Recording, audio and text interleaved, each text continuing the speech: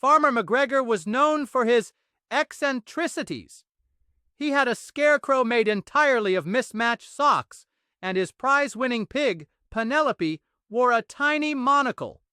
But nothing could prepare the townsfolk for the day they saw him proudly displaying his latest acquisition, a bright pink starfish casually perched on a bale of hay.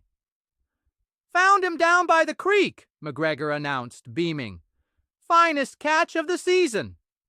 The townsfolk exchanged bewildered glances. "But, Mr. McGregor," one timidly offered, "starfish don't live in creeks." "Nonsense," McGregor boomed. "This one's a special breed. I've named him, Spiky." Meanwhile, miles away, in the underwater city of Bikini Bottom, panic was setting in.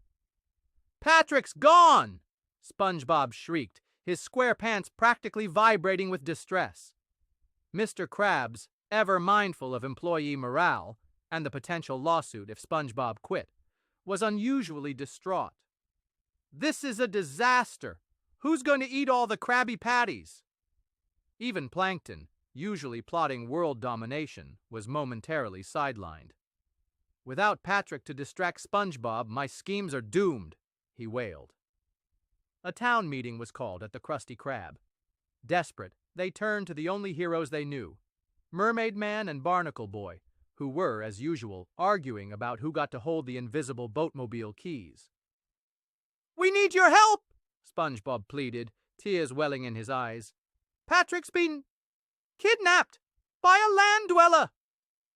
Mermaid Man, after several failed attempts to hear SpongeBob over Barnacle Boy's complaining, finally understood the situation. "A land dweller, you say? This sounds like a job for the invisible boatmobile." Their journey to the surface was fraught with peril. First, they got lost in a kelp forest, mistaking a giant, swaying piece of kelp for a shortcut. Then Barnacle Boy accidentally activated the boatmobile's self-destruct sequence. It turned out the eject button was labeled rather confusingly. Finally, they emerged near Farmer McGregor's farm, only to be immediately chased by a flock of very angry geese. "To the hay bale!" Mermaid Man shouted, pointing dramatically. They found Patrick, looking surprisingly content, if a bit dusty. "Hey, SpongeBob," he greeted them. "This McGregor guy makes a mean... whatever this yellow stuff is." He was gnawing on a piece of hay. McGregor, however, was not pleased to see his Spiky being rescued.